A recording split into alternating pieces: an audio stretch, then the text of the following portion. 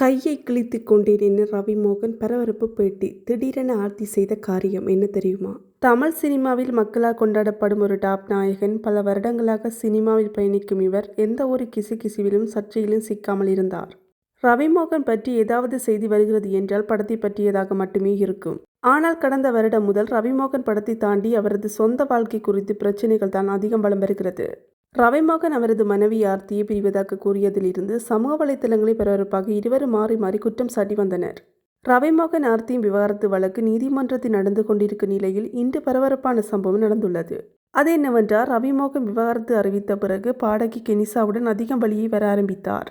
இதனால் இருவரை பற்றியும் தவறான செய்திகள் வலம் வர ஆரம்பித்தன. இன்று திடீரென ரவிமோகன் பத்திரிகையாளர்களை சந்தித்து, திருமணமானதிலிருந்து கஷ்டம்தான், பொறுத்து கொண்டு வாழ்ந்தேன், இன்னும் என்ன வேண்டும், நான் உயிருடன் இருக்கக்கூடாது, அதுதான் அவர்களுக்கு வேண்டும், இதோ பாருங்கள், என்னை நானே துன்புறுத்தி கொண்டு வருகிறேன் என கையை கிழித்து கொண்டதை காட்டினார். இந்த பிரஸ் மீட்டில் அவர் பரபரப்பான விஷயங்களை பகிர்வதற்கு முன்னே ஆர்த்தி ஒரு பதிவு போட்டுள்ளார். அதில் உண்மையோடு உலகை எதிர்கொள்கிறேன், உண்மையே வெல்லும், எனது கண்ணியமான மௌனத்தை பலவீனமாக்க நினைக்க வேண்டாம் என பதிவு போட்டிருக்கிறார்.